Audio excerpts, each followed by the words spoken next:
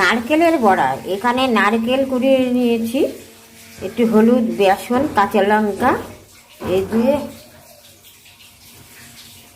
এখন মেখে নেব ভালো করে চটকে। সামান্য একটু জল দিয়ে মেখে নেব।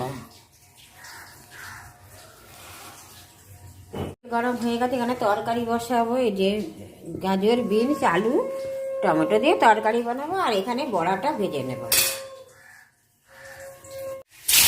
তরকারিটা এখন বসিয়ে দিলাম, গোটা জিরে তেজপাতা ফোড়ন দিয়ে, তারপরে একটু ভাজা ভাজা করে তারপরে জিরার গুঁড়ো, হলুদের গুঁড়ো, দুটো কাঁচা লঙ্কা, চিনি দিয়ে নেড়ে চেড়ে তারপর কষিয়ে জল দিয়ে তারপরে তরকারিটা হয়ে যাবে। তো এখানে বড়াটা মেখে নিচ্ছি, বড়াটা বলি নারকেলটাকে মেখে নিচ্ছি। আমার মা নারকেলের বড়া খেতে খুব ভালোবাসে, আমার বর ভালোবাসে, আমিও ভালোবাসি।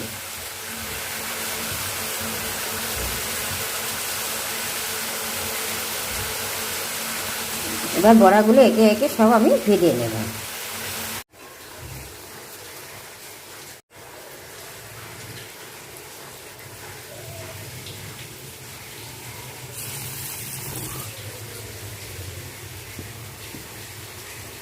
মা আমার ছোটো ছোটো বড়া খেতে ভালোবাসে। এই বড় কিছু বড় হয়ে গেছে, মা ছোটো ছোটো বড়া খেতে ভালোবাসে।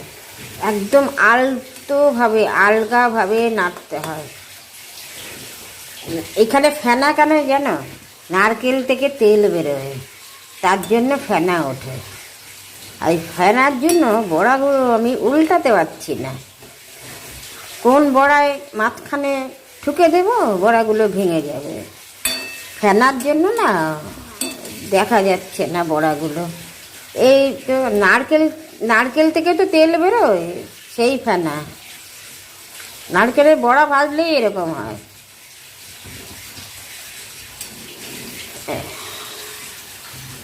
কোনটা উল্টেছি না উল্টেছি দেখতেই পাচ্ছি না। আমার বড়াগুলো ভাজা হয়ে গিয়েছে, আর বাদ বাকিগুলো ভেজে তুলে নেব। হাফ ভাজবো ওগুলো। রাতে বড়মশাই এলে ফুল ভেজে বড়মশাইকে খেতে দেব। মার তো কয়েকটা দাঁত পড়ে গিয়েছে, মাকে একটা বড়া খেতে দিয়েছি, মা খেতে পাচ্ছে না, শক্ত লাগছে, বলছে আমার বড়াগুলো জলের মধ্যে দিয়ে দে। মায়ের তরকারির মধ্যে মায়ের বড়াগুলো দিয়ে দিলাম, নরম হবে, মা খেতে পারবে।